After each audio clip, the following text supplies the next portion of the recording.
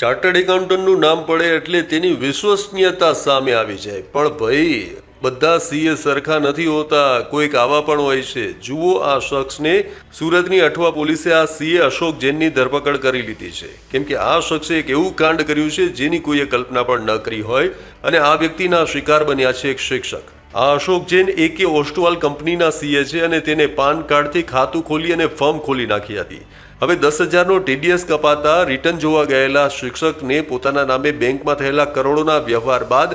આ સીએના કાંડ વિશે ખબર પડી હતી, જે બાદ ફરિયાદીને 8 મહિના સુધી ધક્કા ખવડાવી અને અઠવા પોલીસે અંતે આ ચાર્ટર્ડ એકાઉન્ટન્ટ સામે ગુનો નોંધ્યો છે, કેમ કે અશોક જૈને આ શિક્ષકના પિતાના પાન કાર્ડનો દુરુપયોગ કર્યો હતો અને અલગ અલગ ફર્મ ઊભી કરી 35 થી 40 લાખના ટ્રાન્ઝેક્શન કરી નાખ્યા હતા। આમ આ કિસ્સા પરથી એ પણ કહી શકાય કે ગમે તેને પાન કાર્ડ આપતા પહેલા વિચાર કરી લેજો, કેમ કે હવે તો સીએ પણ ગમે તેનું કરી નાખતા અચકાતા નથી।